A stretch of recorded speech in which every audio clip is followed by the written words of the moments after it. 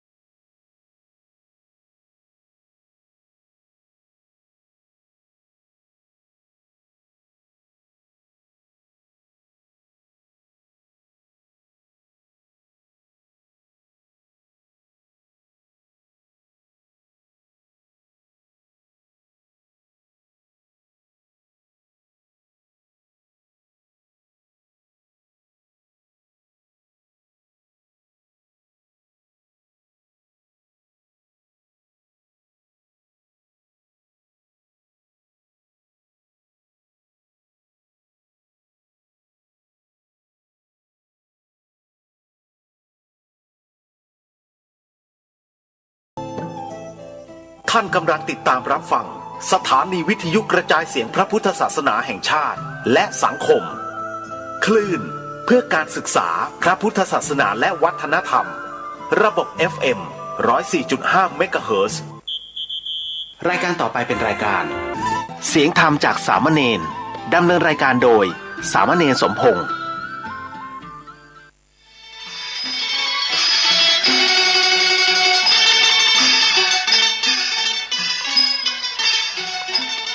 โลกนี้มีธรรม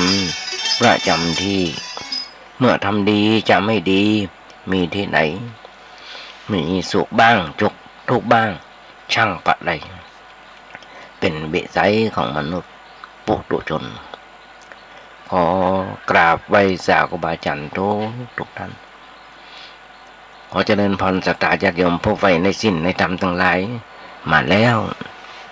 มาแหมแล้วและการเสียงธรรมจากเน้นน้อยสั่งเหลือจากวัดประแดงทั้งนี้โดยการนำของท่านพระครูโคสิตปริยัติยพรเจ้าวัดประแดงเจ้าคณะตำบลสุเทพเขต 1ดำเนินในการดุจธรรมภาพสัมมาเนรสมพงษ์สมาภาพนั่งดำเนินรายการอยู่ที่วัดประแดงส่งเสียงมายังสถานีวิทยุ FM 104.5 ของวัดไฟหินซึ่งทางวัดไฟหินก็มีท่านพระครูสมุวิศวัตวรกิจโจนายสถานีและเจ้าวัดไฟหินทุกเมื่อเช้าวันญาติโยมทั้งหลายตมานั่งจัดรายการอยู่ที่วัดประแดงส่งเสียง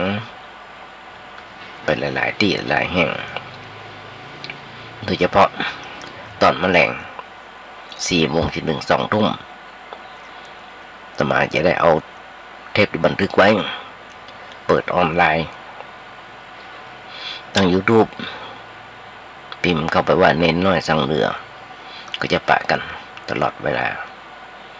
ทั้งหลายที่เป็นเพื่อนกันอยู่ในไลน์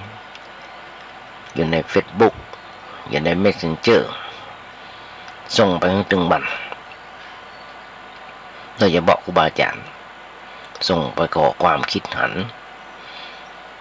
วันนี้ได้อู้ถูกหรือว่าอู้ผิดขอคำติชมจากครูบาอาจารย์หลายๆท่านด้วยกันทั้งที่รู้จักกันที่บ่รู้จักกันทั้งที่ติดตามจาก Facebook ก็ดีจากไลน์ก็ดีจาก YouTube ก็ดีหลายผู้หลายท่านด้วยกันเป็นครูบาอาจารย์ที่มีความรู้ความอ่านความมุ่งสูงขอความคิดหัน ขอคำติชมจากครูบาอาจารย์ทุกท่านที่ส่งไปไม่ได้ส่งไปเพื่ออวดตัวส่งไปขอความคิดนั้นขอคำชี้แนะว่าอันใดผิดอันใดถูกดีก็ได้ดีที่ห่างอย่างใดอันนี้คือหลักการอย่างน้อยๆก็อย่างที่เคยบอกทุกวันทุกครั้งครูบาอาจารย์เป็นหนึ่งบอกอยู่วัดไปอยู่บ่ได้มันไว้พระสวดโยโกห้องแล้วก็นำทำคำสอนองค์พระสัมมาสัมพุทธเจ้ามาโอ้มาจาญาติโยมฟังพ้องซึ่งธรรมาภาพได้ทำตามที่ครูบาอาจารย์เพิ่นได้สั่งได้สอนมาตลอดเวลาจนถึงทุกวันนี้โดยเฉพาะรายการวิทยุญาติโยมทั้งหลายเป็นความใฝ่ฝันของธรรมาภาพที่อยากจะดำเนินรายการวิทยุก็ทำมานี่หลายปีดีดักปีนี้เป็นปีที่16ที่เกิดโอ้ญาติโยมฟังท่านพระครูโคสิทธิ์ปริยัติยพรเป็นคนสอนธรรมาภาพคนแรกที่สอนธรรมาภาพเปิ้ลถึงบอกพระเจ้าบอกนิมิตตังสาธุรูปนังกตัญญูกตเวทิตาเป็นเครื่องหมายของคนดีเพราะฉะนั้นญาติโยมผู้สนธรรมทั้งหลายทุกครั้งตอนที่ผ่านมาญาติโยมเป็นท่านแรกเป็นกลุ่มแรกด้วยกอยเอื้อเฟื้อเผื่อแผ่เข้าป่าอาหารมาบ่มีอย่างตอบแทนน้ำจิตน้ำใจแม้กระทั่งครูบาอาจารย์แล้วก็ญาติโยมทั้งหลายนอกจากการประพฤติปฏิบัติในการเอาธรรมะมาโอ้มาจาญาติโยมฟังครูบาอาจารย์ต้องก็ฟังอยู่โดยเฉพาะท่านพระครูโคสิทธิ์ปริยัติยพรฟังเกยห้องเกยอู้เกยจ๋าเกยได้ตำหนิติชมส่วนมากจะชมอันใดอุรูกอันใดอุปิดเพราะฉะนั้นญาติโยมทั้งหลายวางใจให้เป็นกลางยิ่งวันยิ่งอายุนักคนเฮาญาติโยมทั้งหลายตอบแทนน้ำจิตน้ำใจของญาติโยมนั้นเป็นสิ่งที่สำคัญก็บ่มีอย่างที่จะอู้นอกจากเอาธรรมะมาอู้ญาติโยมฟังธรรมะแบบจ้าแบบเน้นน้อยตัวนี้ซึ่งอาจจะแปลกแตกต่างจากเปิ้ลจากพระเถรานุเถระบาอาจารย์หลายๆท่านด้วยกันบางทีธรรมะจะเข้าใจยากสักน้อยหรือว่าเข้าใจง่ายเพราะฉะนั้นญาติโยมทั้งหลายทุกเมื่อเชื่อวันก็อย่างที่ขยายใจความเมื่อญาติโยมฟังว่าถ้าโลกนี้มีธรรมประจำที่เมื่อทำดีจะไม่ดีมีที่ไหนมีสุขบ้างทุกบ้างช่างปะไรเป็นวิสัยของมนุษย์ปุถุชนก็ขยายใจความเมื่อญาติโยมฟังมาหลายปีที่ดับก็มันเป็นจริงอย่างที่จะมาว่าก่อนเพราะอย่างที่ถึงมาเป็นจริงก่อนญาติโยมนำพอด้วยสังคมในครอบครัวของเฮาสังคมในตำบลในหมู่บ้านของเฮาอำเภอจังหวัดประเทศเมื่อกี้วันที่ผ่านมาสถาบันนักเรียนสถาบันหนึ่งยกพวกดีกันไม่ใช่เรื่องอย่างไงนักได้ตัวหมูด้านนั้นอย่างเป็นล้ำเป็นเรื่องนั่นคือเรื่องแย่งผู้หญิงหรือแย่งผู้ชายกัน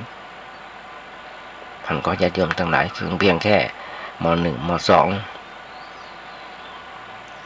ฆ่ากันตายสเปเหตุละหันอยู่ทุกเมื่อเช้าวันเพราะอย่างเพราะเราหมู่นี้หรือว่าหลายๆคนเฮาทุกวันนี้ขาดศีลขาดธรรมกันไม่ค่อยเข้าวัดเข้าวากันเพราะฉะนั้นญาติโยมทั้งหลายหลักคำสอนในพระพุทธศาสนาจะมาโอ้ญาติโยมฟังเหมือนกับว่าตามปกติเอาหู้ความจริงอยู่ว่าดอกไม้ที่มันผลิบานแล้วก็ร่วงโรยลงมาบนพื้นดินตั้งวันนี้ญาติโยมทั้งหลายลานโบสถ์ มีคนปลูกต้นไม้ปลูกต้นไม้ต้นดอกหลายอันหลายอย่างบางบ้านอาตมาก็เก็บมาดอกสีขาวใหญ่เกือบจะเท่าฝ่ามืออาตมาต้นห้องคำว่าดอกกันนิการ่วงหล่นอยู่บนพื้นดินอาตมาก็เปรียบเทียบชีวิตของคนเฮาก็เหมือนกันกับดอกไม้เกิดใหม่ก็ยังมีดอกไม้มันเกิดใหม่ก็ยังดีสดชื่นยิ้มแย้มแจ่มใสละอ่อนก็เหมือนกันเกิดใหม่ก็ยังดียิ้มแย้มแจ่มใสอู้ห้องพ่อห้องแม่แล้วก็ใหญ่หน้ากาบานขึ้นอย่างไรก็จ้างจะใหญ่หน้ากาบานอย่างไรก็จ้างแต่ผลที่สุดก็ไปโรยอยู่ในกล่องไปโรยกล่องไปกล่องอยู่ที่ป่าช้านั่นคือชีวิตที่เหมือนกับดอกไม้ร่วงแล้วหล่นแล้วต้นก็กวาดเอาไปทิ้งแต่มาก็กวาดเอาไปกองไว้ที่เก้าไม้บอกว่าเป็นดอกไม้ว่าเป็นใบไม้ซึ่งมาเป็นสาระทำให้มันเป็นสาระต่อไปนั่นก็คือเอาไปทำปุ๋ยชีวิตของคนเราก็เหมือนกันอย่างใดชีวิตของคนเราก็เป็นอย่างนั้นญาติโยมทั้งหลายวันหนึ่งก็จะร่องโรยเหี่ยวแห้งแล้วก็ตกลงบนพื้นดินแต่คนตกบนดินตกบนพื้นดินก็มีไผ่เก็บเอาไปบูชามันมีเก็บเอาไปใส่แจกันมาเอาไปประดับไว้ที่ห้องรับแขกแต่เปิ้นส่งไปวัดปิดมิดชิดใส่โรงเรียบร้อย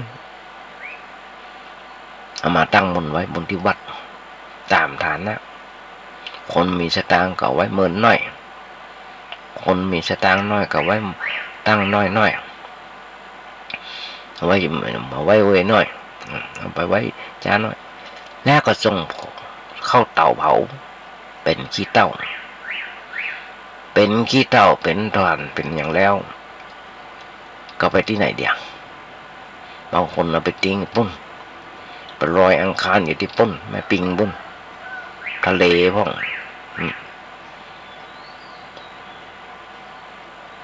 เพราะฉะนั้นญาติโยมทั้งหลาย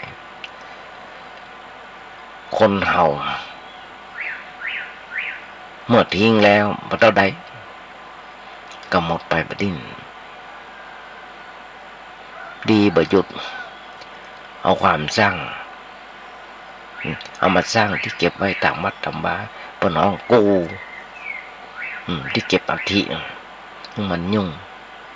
เก็บไว้ตามกุฏิพ่องแบ่งกุฏิสร้างไว้กุฏิไว้พ่องเพราะฉะนั้นญาติโยมทั้งหลายมันสอนใจของเราได้หลายๆอย่างที่เพิ่นบอกที่อยู่ที่มาบัดสำคัญเท่าที่ไป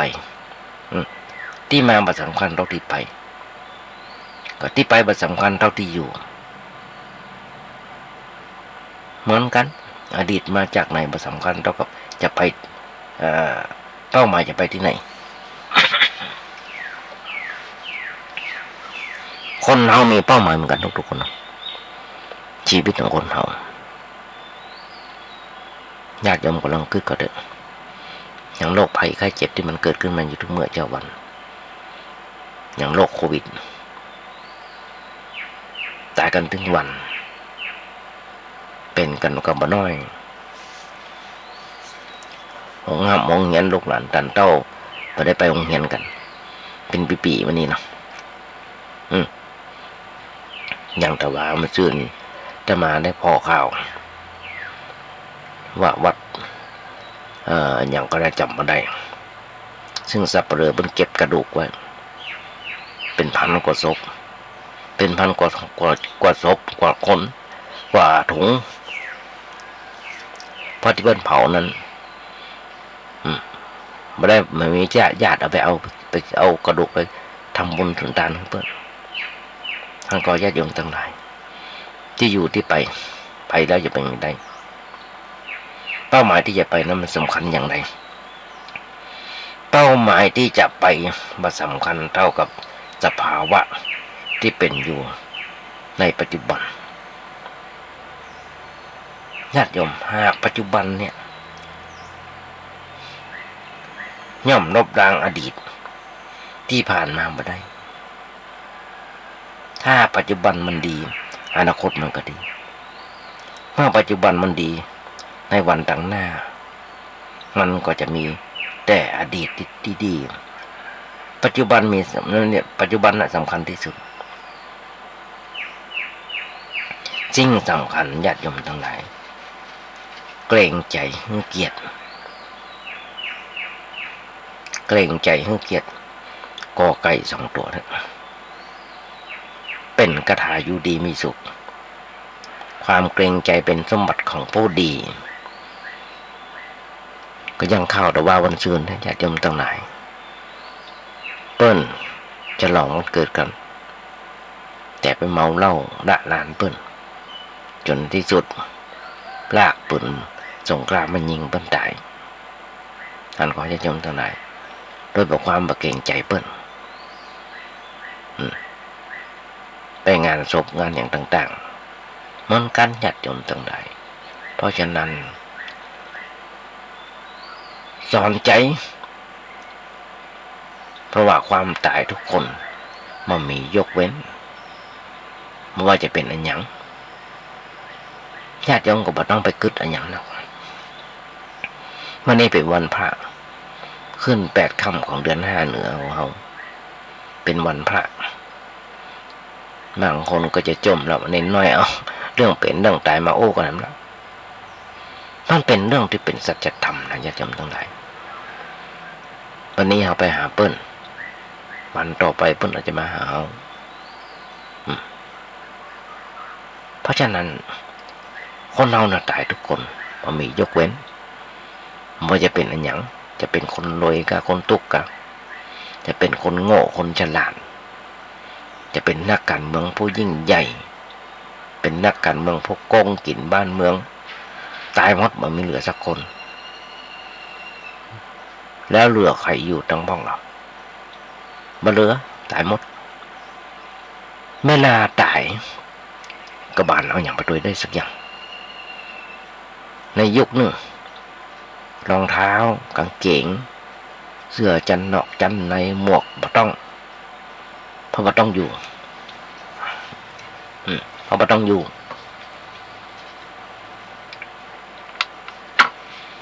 มาไม่ได้อยู่กลางแดดไปนอนอยู่ในโรง3 วัน 7 วัน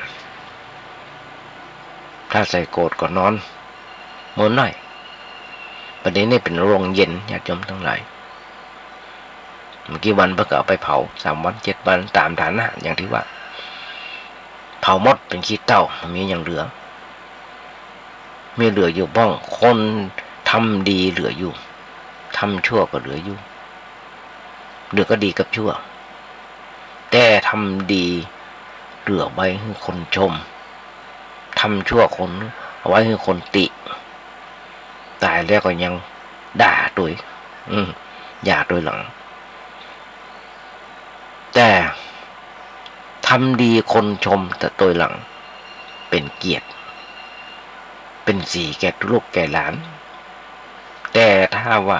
ทำชั่วก็ไม่ได้อยู่ไม่ได้เกียรติไม่ได้ศักดิ์ศรีอะไรอย่าง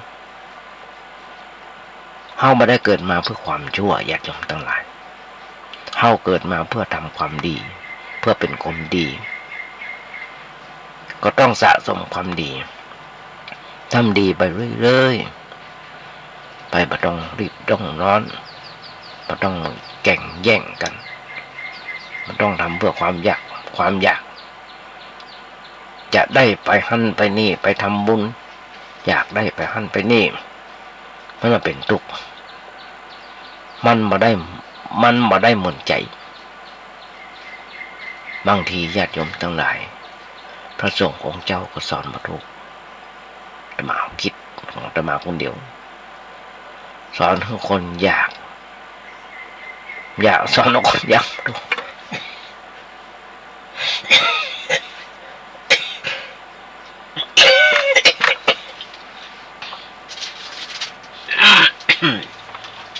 ต้องขออภัยญาติโยมทั้งหลายได้ยินเสียงวัดอย่างไออย่างที่บอกสุขภาพไม่ค่อยจะเต็มร้อย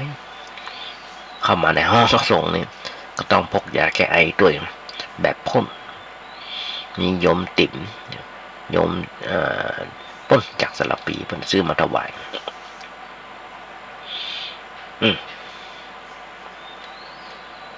ต้องสอนให้คนมาอยากถึงจะถูกต้องคือปกติทุกคนมันอยากอยู่แล้วไปสอนให้มันอยากเข้าไปหันเปรียบเสมือนกับเอาน้ำใส่เอาน้ำโสโครกมาซักผ้าสกปรกโสโครกมันก็ยิ่งโสโครกไปกันใหญ่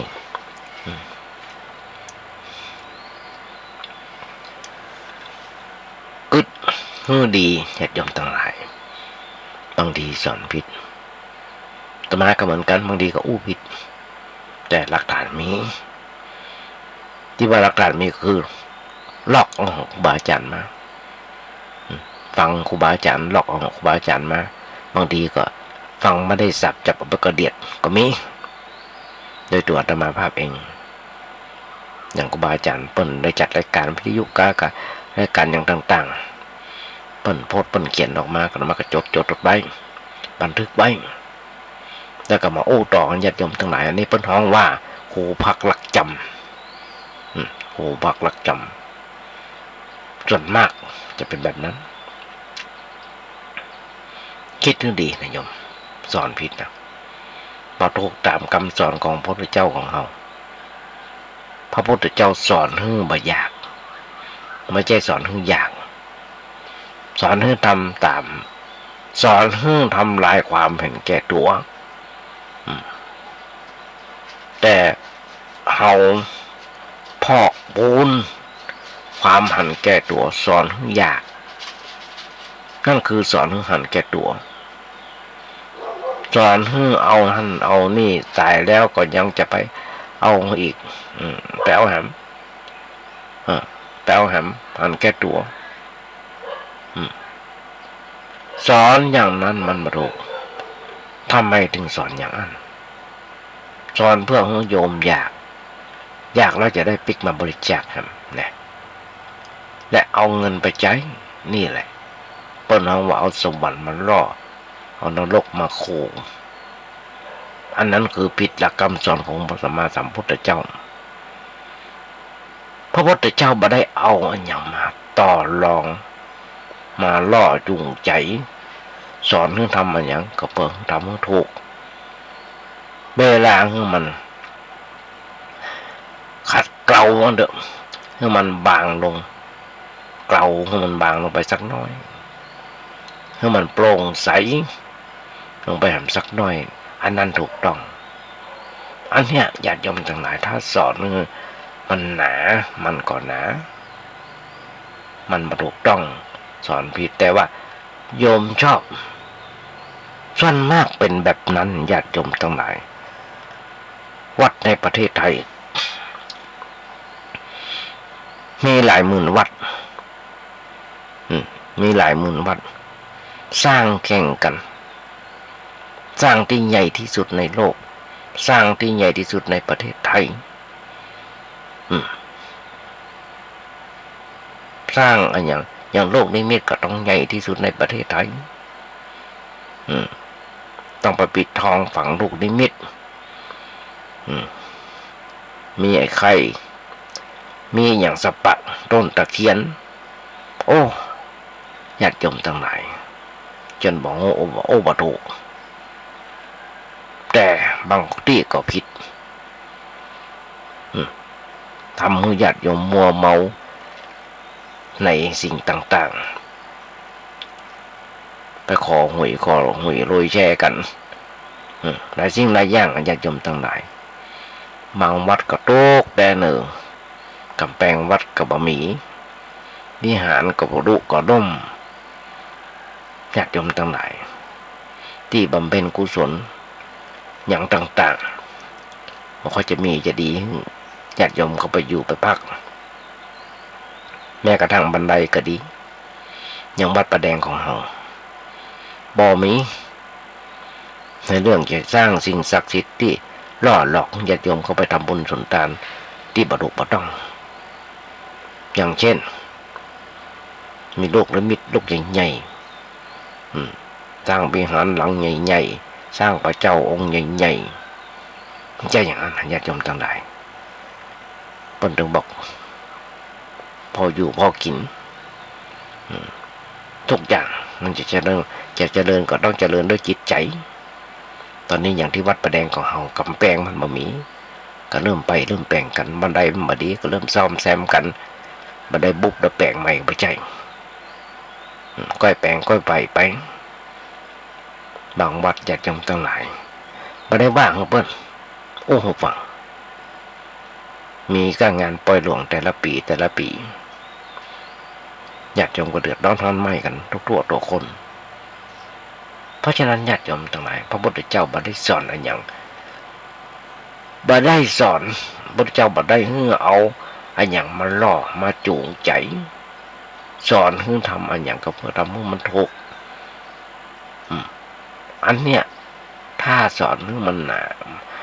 ให้มันหนาให้มันหนักมันบ่ถูกต้องสอนผิดแต่ว่าโยมชอบ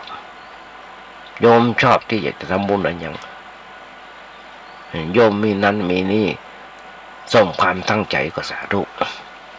ถ้าประสงค์ความตั้งใจก็ว่ากันไป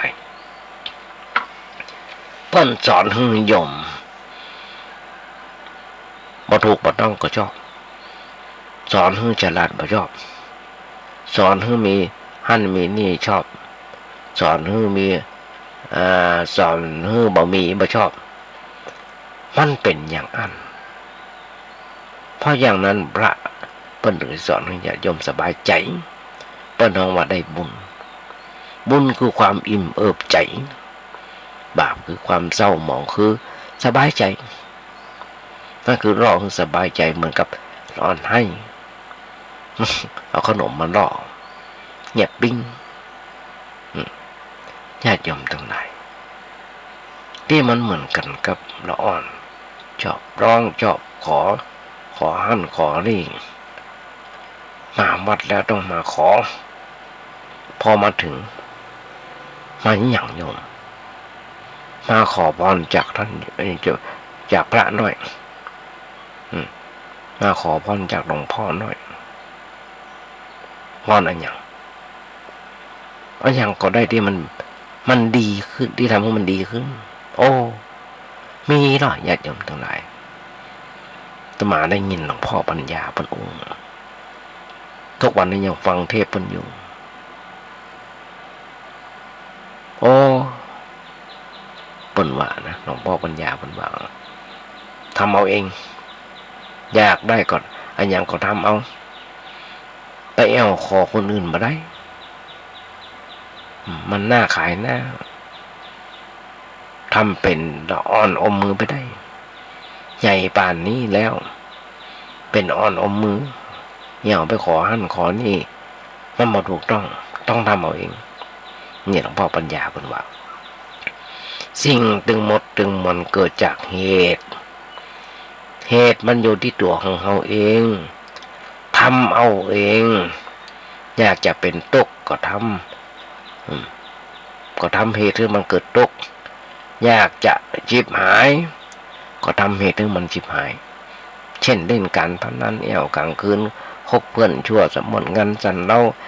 เส้นเปลืองเงินทองบ่เท่าใด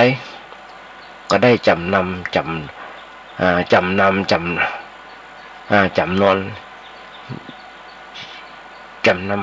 ำนาให้ส่วนลดละอย่างต่างๆมันจิบหายทำเอาอยากได้ก็ทำเอาแต่ว่ามันมีภัยอยากได้ชั่วก็ไปอยากได้ชั่วก็อยากทำชั่วอยากได้ดีก็ทำดีอยากได้ดีก็ทำดีไป จนมาอยากถ้าทำดีจนมาอยากแล้วก็ใจได้แต่ถ้าทำดีอยากอยู่ก็ยังทำใจได้แต่ยังเวียนว่ายอยู่อย่างอยู่ในกองทุกข์แต่เมื่อใดเราทำดีโดยแบบไม่อยากดีไม่อยากได้ดีนั่นแหละใจได้ถูกต้องแล้วคือทำโดยแบบเอามันถูกต้องแต่ถ้าทำจะเอาละมันถูกต้องเพราะการเอาการทำน่ะเป็นเรื่องทุกข์มาได้ตังคิดก็เป็นทุกข์มาได้ตังมาได้ดังใจก็เป็นทุกข์เพราะอะไรเพราะจะเอาพระพุทธเจ้าป้นสอนบ่ฮึ่งเอาฮึ่จนหมดตัวญาติโยมลองย้อนรอยถอยความก่อนอย่างพระเวสสันดรจะไปบวชลาพ่อลาแม่ลาลูกลาเมียจะหนีไปบวชออกไปบวชชาวบ้านชาวเมืองปนหูเบื่อก็เดือดร้อนมาอยากให้พระเวสสันดรไปไหนเพราะเป็นต่อไปจะได้เป็นพระเจ้าแผ่นดินเพราะฉะนั้นญาติโยมทั้งหลายก่อนเปิ้นจะไปเนี่ยขอทานอย่างละ700อย่างในธรรมเปิ้นว่าเอาไว้ถึงโอ้สัญญากับโยมญาติโยมหลายเตือนละเพื่อจะมาโอ้ญาติโยมฟังในเรื่องพวกนี้เพราะฉะนั้นญาติโยมทั้งหลายพระเวสสันดรตานแม่กะนางมาสีก็ตานแม่ก็ตั้งตานตัวเก่าก็ตานหึ่งพระอินทร์ลูกหลานตานเต้าก็ตานหึ่งถามชูชกกันหาจารีนะตานหึ่งชูชกจนเปิ้นเอาไปข่มไปเขยหลายอย่างที่จะอู้ญาติโยมฟังเพราะฉะนั้นการเสียสละมันก็เป็นอย่างหนึ่งนี่แหละปนหอจนหมดตัวตอนหมดตัวนะไพ่เมียอย่างจะยึดพระเมียอย่างที่จะแบกจะกำมันก็เบาถ้ายังแอวแบกแอวกำมันก็หนักมันเบาอย่างเนี้ยต้องหึ่งมันก่อนหึ่งมันเบาหึ่งมันตัวมันตัวตนมันหมดไปจากจนมันมีตัวจะมันมีตัวจะเอามันมีตัวจะลุยมันมีตัวจะลุยจะสุกมันมีตัวตกหมดตัวหมดใจสบายใจแล้วพวกเราเป็นอนัตตาสวดทุกวันทุกคืนสัพเพธัมมาอนัตตาติทำทั้งหลายทั้งปวงเป็นอนัตตาสวดทุกวันนั่นแหละหัวใจของพุทธศาสนาหัวใจของพุทธศาสนาคือเรื่องอนัตตาไม่ใช่ตัวตนถ้าหากว่าใครสอนว่าพุทธศาสนามีอนัตตาสอนผิดเป็นว่านะหลวงปู่หลวงตาเป็นว่าเป็นมิจฉาทิฏฐิเป็นการทำลายรากฐานของพุทธศาสนาเสียหายผิดมากถ้าสอนว่าพุทธศาสนามีอนัตตาเนี่ยผิดมากเลยทีเดียวผิดอย่างร้ายแรงเปิ้นบอกว่าเป็นมิจฉาทิฏฐิอย่างร้ายแรงเพราะมันขัดต่อหลักอนัตตาพระพุทธเจ้าสอนอนัตตาคือความไม่มีตัวแยกออกหมดมามีตัวบะมีเราต้องหัดแยกหัดพิจารณาร่างกายเป็นว่านะในบทสวดมนต์วัดเช้าดำวัดเย็นก็มีอย่างเช่น ในบทสวดมนต์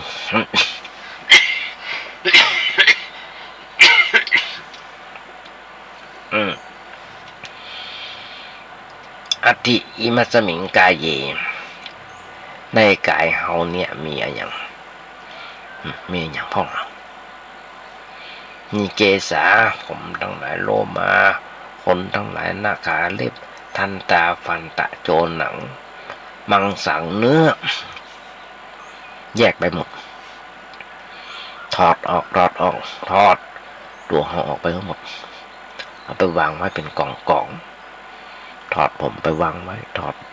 ขนไปวางไว้ถอดเล็บไปวางไว้ถอดเนื้อหนังมังสาลำไส้ไอ้อย่างถอยเอาวางไปกองไว้ก่อนต้องมาจำได้ ตอนที่บทกูมาจันน้องปู่หลวงพ่อธรรมครูสุขันธสินเจ้าวัดอุโมงค์พร้อมทั้งพระครูวัดจอกปอก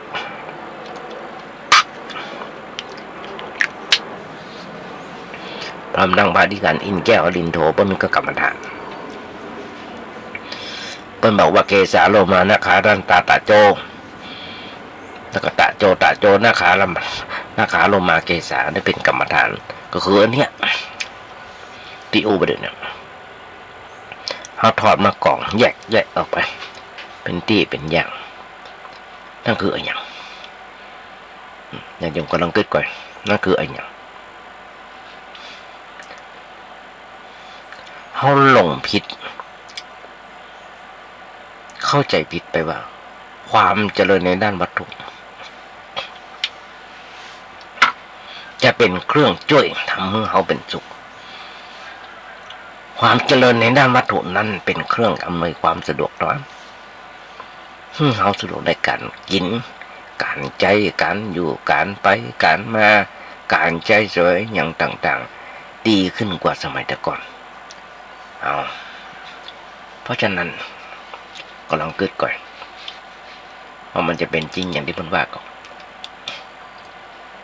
จะเป็นจริงอย่างที่เพิ่นว่าหรือไม่คนเฮานั้นต้องมีการวางแผนชีวิตทุกอย่างจึงโลกมันจะเดินอย่างไรก็จะมีอย่างต่างๆที่มันดีขึ้นคนเฮาสบายขึ้นแล้วไม่จำเป็นจะต้องมีอย่างเข้าหาจะต้องเข้าหาธรรมะเปิ้นกึดอย่างนั้นก็อย่างที่บอกญาติโยมจะฟังหลวงพ่ออันอย่างจะอ่านหนังสือเรื่องอันอย่างอยากจะรู้เรื่องอันอย่างพิมพ์เข้าไปใน YouTube ใน Google จะออกบางญาติโยมพอยับก่อยแต่มันติดโลกธรรมมันติดบ่ค่อยจะเข้าไปพอกันบ่ค่อยจะเข้าไปพอกันบ่ค่อยเข้าไปฟังกันชอบมาฟังกันที่วัดชอบไปฟังกันที่บ้านแม้กระทั่งพระนิมนต์ไปสวดนิมนต์พระไปสวดที่บ้านหรือว่างานอย่างต่างๆก็บ่ค่อยสนใจกันเอาแต่สนทนาพาดีกันเอาแต่งมพอสังคมก้มหน้าพอแต่โทรศัพท์ติ้งต่องสปะแต่ถ้าเรามาศึกษาธรรมะไว้พ้องอย่างน้อยๆก็พอจะได้เป็นแนวทางเป็นเครื่องเตือนจิตสกิดใจจากใจธรรมะเป็นเครื่องมือธรรมะก็ถึงบอกเราญาติโยมทั้งหลายธรรมะไม่กลับมาโลกาจะวินาศหลวงปู่มันละธรรมะมาโอ้ต่อทุกครั้งเตรียมมานั่งจ่าให้โยมฟังธรรมะไม่กลับมาโลกาจะวินาศคนบางคนมีบัดน้อยที่เขาบัดเข้าไปกัดตัวหัวมาเข้าไปด้วยมันเข้าไปตัวอย่างไรตัวนี้สำคัญญาติโยมทั้งหลายตัวนั้นมันมีตัวทิฏฐิอยู่นี่คือตัวทิฏฐิที่เอาเข้าไปกันไปแสวงหาแต่2 ตัว 3 ตัวอยากของทุกหวยลอยแช่ไปขอพรจากหลวงพ่อนั่นจกหลวงพ่ออันนี้ จากอันนี้สปะเพราะฉะนั้นบ่มีอย่างจะดีถ้าหากว่าเรามีธรรมะเนี่ยเป็นเครื่องเปรียบเสมือนเครื่องทุ่นแรงของจิตใจนั่นคือหัวสมองของเราธรรมะเข้าสมองอย่างพ้องทำให้เราเอาไปใจเป็นเครื่องแก้ไขปัญหาในชีวิตประจำวันเช่นมีเรื่องหนักใจขึ้นมาหนักอื่นมาเจ้าหนักอื่นมาเจ้าหนักใจหนักเข้าหนักของยกไว้บ่ไว้ก็วางไว้แต่ว่าของที่มันหนักทางใน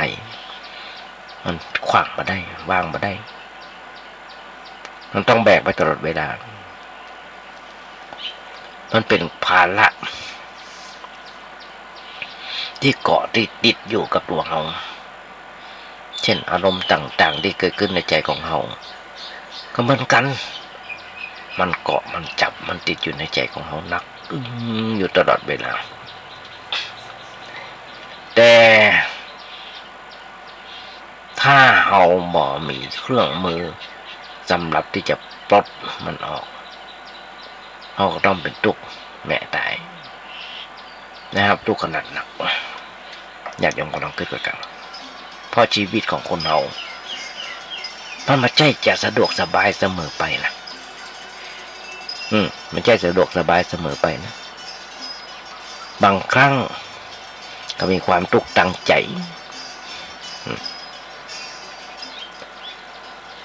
มีความเดือดร้อนบางทีก็ไม่ใช่เรื่องของเขาเป็นเรื่องของคนอื่นเช่นความตกเกี่ยวกับพี่ๆน้องๆเกี่ยวกับผู้อยู่ใต้บังคับบัญชาหรือเกี่ยวกับบุคคลที่เขามีความสัมพันธ์ทางด้านจิตใจเป็นมิตรแก้วสหายคำบางทีเป็นผู้ร่วมงานเวลามีอะไรอย่างเกิดขึ้นเขาก็ปล่อยตุกไปหม่นมองไปกับบุคคลเหล่านั้นอันนี้เป็นเรื่องที่จะเกิดขึ้นกับเราได้ถ้าเราบอกจักปล่อยวางมันก็ลำบากญาติโยมทั้งหลายยุคนี้สมัยนี้มีคนจำนวนไม่น้อยที่เปิ้นได้ใจหลักธรรมะเป็นเครื่องประเราบรมใจอยู่ตลอดเวลาเพราะฉะนั้นจะมีอย่างเกิดขึ้นเปิ้นก็วางเฉยบ่เสียใจเกินไปบ่ดีใจเกินไปเพราะอย่างพ่อหันว่ามันก็เป็นอย่างนั้นมีได้ก็มีเสีย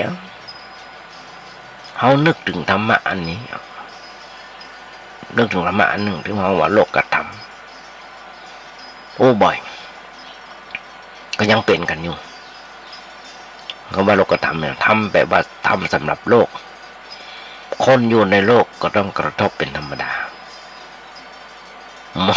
ว่าไผเมื่อเฮาเตียวหุนต่างญาติโยมทั้งหลายจากบ้านไปที่ไหนก็ต้องปะกับอุปสรรคพ้องสบายพ้องเป็นเรื่องธรรมดาชั้นใดในชีวิตของคนเฮาก็เหมือนกันเฮาอยู่ในโลกนี้ต้องปะกับปัญหาต่างๆสุขพ้องทุกข์พ้องดีพ้องชั่วพ้องได้พ้องเสียพ้องเป็นเรื่องธรรมดาอันเนี้ยเป็นคำว่าเป็นโลกธรรมโลกธรรมมันแบ่งออกเป็นสองประเภทอย่างที่เคยอู้ญาติโยม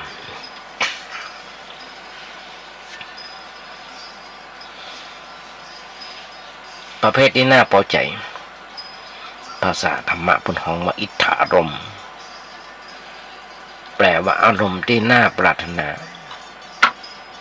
ในประเภทที่มันน่าพอใจเป็นของว่าอนิถารมณ์แปลว่าอารมณ์ที่บ่น่าปรารถนาอิทธารมณ์คือการได้เช่นได้ลาภได้ยศได้สรรเสริญอย่างเมื่อกี้วันที่ผ่านมาได้แต่เอียงได้แต่เอียงได้โบนัส เขาก็หาผ่านตุจีนมานี่บักกี่วันได้ความสุขได้สรรเสริญได้ความสุขเป็นสิ่งที่ใครไปต้องการพอได้ลาภก็ดีใจได้ติดยศก็ดีใจได้สรรเสริญก็ดีใจไผ่มายนยอยิ้มไปด้วยกันได้ความสุขความสบายใจนี่ถ้าด้านพอใจนะส่วนด้านพอใจหรอกมันตรงกันข้ามญาติโยมพ้นส่วนนำทั้งหลายนั่นเสื่อมนั่นคือเสื่อมไปหมดเสื่อมลาภบางทีก็ได้มาดักหนาประป้านแต่บางทีเปิ้นก็มาด่าเขาพ้องเหมือนกันมันก็เป็นอย่างนั่นคือมีได้มีเสียเป็นเรื่องอย่างนี้ในเรื่องอย่างนี้ทีนี้พระทรงองค์เจ้าเปิ้นสอนไว้อย่างใดเปิ้นว่าให้ระวังไว้ให้ดีอย่าดีใจเมื่อได้อย่าเสียใจเมื่อเสียลาภเกิดขึ้นยศสรรเสริญสุขเกิดขึ้นอย่าไปดีอกดีใจอย่าไปนึกว่าสิ่งนี้มันเกิดขึ้นกับเราน่าจะอยู่กับเราตลอดไปนึกอย่างนั้นพอเรามานึกผิดวาดภาพไว้ผิดจะเกิดปัญหาต่อไป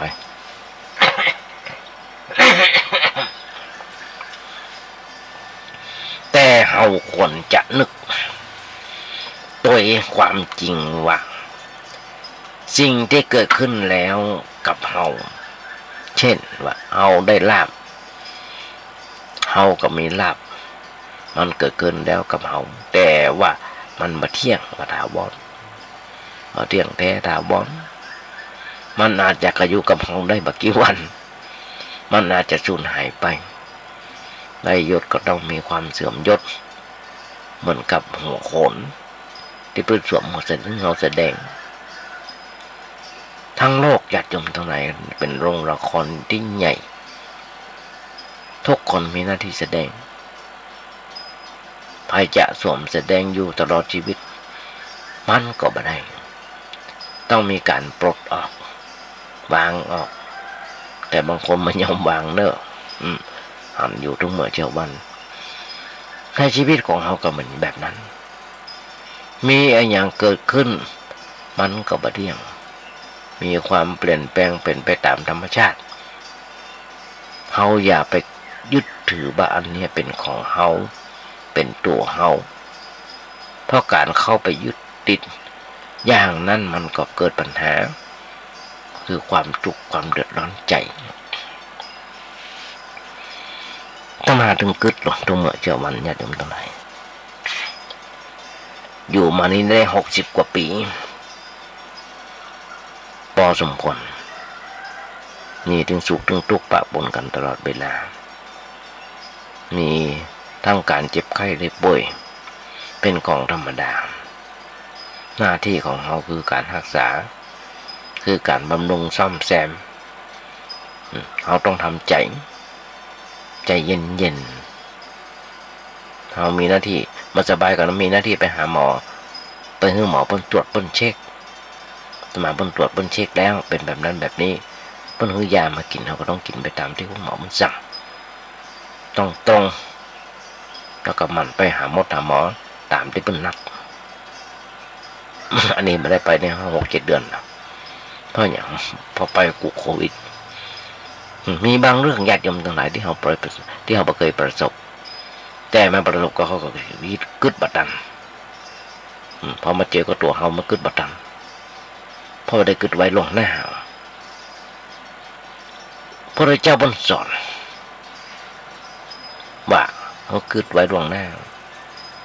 เมื่ออันอย่างเกิดขึ้นก็คือว่าวันหนึ่งมันจะต้องเปลี่ยนแปลงมันจะเป็นแปลงเช่นเขาได้อย่างมาเนี่ยคุณพ่อแล้วก็บอกตัวเขาว่ามันมาถาวรว่ามันนี่อยู่กับเขามันพวกนี้มาแน่มันอาจจะเปลี่ยนแปลงไปเขาบอกตัวเขาไว้หูลองหน้าไว้ก่อนว่ามันจะเกิดจะเป็นขึ้นมาแล้วพอมันเป็นขึ้นมาเขาก็บอกทุกข์มันเกินไป เอาสบายใจเพราะเขาได้บอกตัวเก่าไว้แล้วอันเนี้ยเปิ้นฮ้องว่าเป็นผู้ตื่นอยู่เป็นผู้ตื่นอยู่บ่ประมาทบ่มัวเมาในเรื่องนั้นคนอย่างนี้ญาติโยมทั้งหลายหาได้ยาก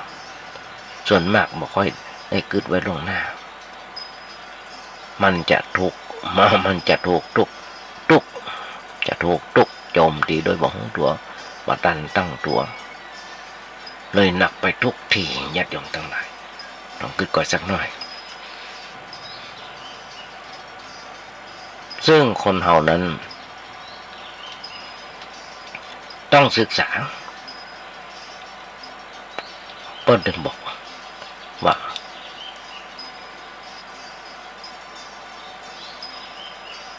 เปิ้นถึงบอกเอาไว้แล้วว่าหลายสิ่งหลายอย่างที่เปิ้นบอกไว้สังขารจะสะสวยต้องมันขัดสี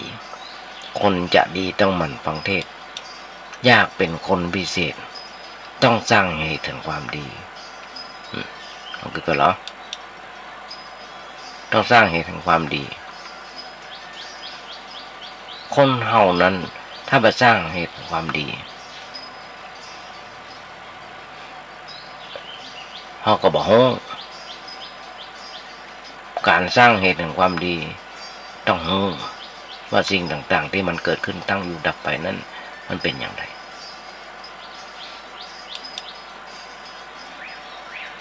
มันเป็นอย่างไร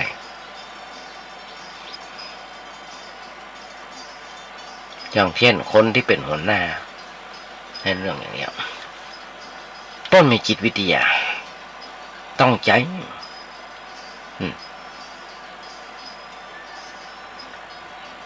เข้าใจกันหลายสิ่งหลายอย่างที่คอยจะเข้าใจกัน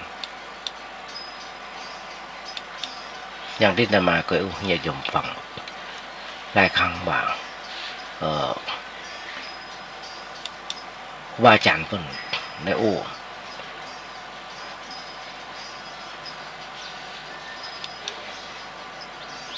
ความประทับใจในเท่าที่ผ่านมาอย่างเช่นประทับใจมากในคำสอนขององค์พระสัมมาสัมพุทธเจ้าแล้วครูบาอาจารย์เพิ่นก็เอามาแปลต่อมาอย่างเช่นเพิ่นบอกว่าปมาณิกาความประทับใจในพระพุทธเจ้าที่เพิ่นสอนไว้องค์สอนไว้เกิดขึ้นได้4ทางมาดังใดก็ดังหนึ่งเช่นทางรูปเสียงการแต่งตัวทรงความรู้คุณธรรมภาษาบาลีบนห้องว่าปมาณิกะ4ประมาณิกา4รูปกุณสัมปทานิกาอันอย่างต่างๆรูปร่างโสภาวาจาอ่อนหวานนั่นคือเสียงบริขารเศร้าหมองแต่งตัวธรรมะถูกต้องจับใจธรรมะญาติโยมทั้งหลายปรารถนาความเลื่อมใสเพื่อพัฒนา4อย่างการพัฒนาบุคลิกพัฒนาการพัฒนาการแต่งตัวพัฒนาความรู้ความสามารถอันนี้4อย่างเนี่ยญาติโยมทั้งหลายย่อมนำมาซึ่งความประทับใจกับศรัทธาญาติโยมทั้งหลายบ่น้อยมีแห่งนักหนาปาบ้านที่เปิ้นได้ได้จ่าไว้เพราะฉะนั้นญาติโยมทั้งหลายลองฟังคอยในเรื่องต่างๆอาตมาเคยมึงญาติโยมฟังหลายครั้งว่าในเรื่องต่างๆทุกชีวิตนี้ใช้ทุกเมื่อเจ้าวันนี้อย่าใช้ชีวิตอย่างเป็นคนประมาทนั่นคือความประมาทเป็นหนทางแห่งความชิบหายทุกเมื่อเจ้าวันญาติโยมทั้งหลายเปิ้นบอกใส่แมสใส่แมสเนี่ยล้างมือเป็นจินเอามาทำกัน ใบไม้ที่ห่อหุ้มปลาเน่าย่อมต้องพลอยเหม็นแปดเปื้อนไปด้วยฉันใดผู้ที่คบคนผ่านก็ย่อมต้องพลอยเสียชื่อเสียงติดความเป็นพานเดือดร้อนเสียหายไปด้วยอย่างนั้นคนผ่านคือไผ่ญาติโยมทั้งหลายโอ้เดี๋ยวว่าเวลาจะหมดแล้วเพราะฉะนั้นญาติโยมฝากไว้ก่อนมีอำนาจหน้าพระบ้านที่จะต้องอุ้งญาติโยมฟังแต่ว่าอย่ามาจบอย่าง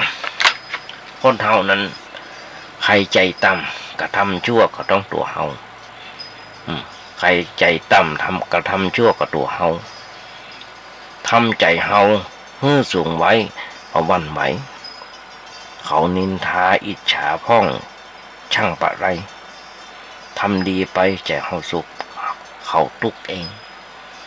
ญาติโยมทั้งหลายฝากไว้สำหรับในวันนี้ในท้ายรายการวันนี้ญาติโยมทั้งหลายก่อนจะนำรายการนี้จากไปอาตมาได้ขยายใจความเป็นบทกลอนที่บอกว่าถ้าโลกนี้มีธรรมประจำที่เมื่อทำดีจะไม่ดีที่ไหนมีสุขบ้างทุกบ้างจังปะไรเป็นวิสัยของมนุษย์ปุถุชนวันนี้เป็นวันพระขึ้น8 ค่ำเดือน 5เหนือของเฮา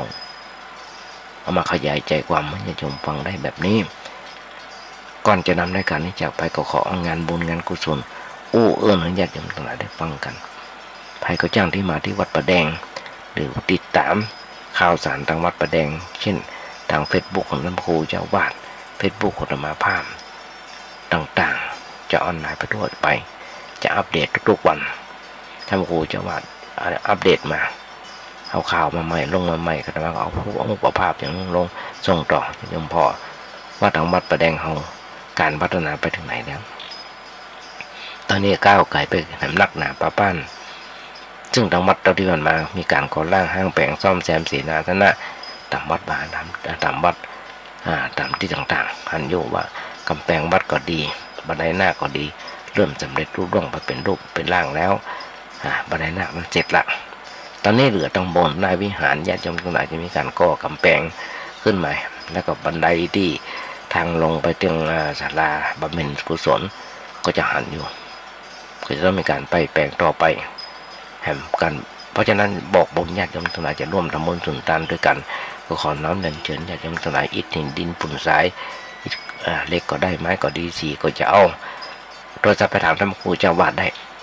ปรึกษาหาหรือเพิ่นได้เพิ่นเบอร์โทรศัพท์มีอยู่ว่า0818815690 ถ้าได้กลับมาในญาติโยมทั้งหลายท่านภาพขอกราบขอบพระคุณในน้ำใจของครูบาอาจารย์เลยวัดน้ำครูสมุวิศวัตรวรกิจโจในสถานีที่เมตตาถึงภาพได้มีโอกาสฝึกมีโอกาสหัดในการน้อมนำมาน้อมคำสอนของพระสัมมาสัมพุทธเจ้ามามาจ่ายญาติโยมทั้งหลายได้ฟังกันฟังใจเป็นอย่างยิ่งวันนี้ญาติโยมคงได้อย่างมันนักก็น้อยถ้ารายการวันนี้ญาติโยมทั้งหลายขออาจจะเป็นวันเกิดครบรอบวันเกิดของใครคนใดคนหนึ่งมาภาพขอหน่วยพรเมื่อสถานที่ยมทั้งหลายมีความสุขมีความเจริญคิดสิ่งหนึ่งสิ่งใดส่งความมุ่งมั่นปรารถนาของญาติโยมอย่าเจ็บอย่าไข้กันเลยขอเจริญพร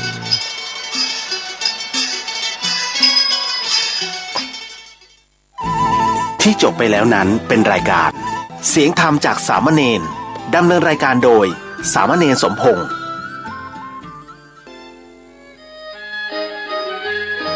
ขอเชิญร่วมสร้างบุญสร้างบารมีสืบกำกึดยึดเจตนาเสริมสร้างศรัทธานำพาประชาชนร่วมจิตร่วมใจทั้งประวัติศาสตร์ชาวอำเภอเวียงป่าเป้าจังหวัดเชียงรายและประชาชนจังหวัดเชียงใหม่ร่วมกันสร้างมหาบารมีม่อนพระเจ้าศรีสองเมืองร่วมพิธีพุทธาภิเษกยกยอดฉัตรเจดีย์ศรีสองเมืองระหว่างวันที่18ถึงวันที่20มีนาคม2565และร่วมเช่าบูชาเหรียญพระเจ้าศรีสองเมืองเหรียญแม่นางแก้ว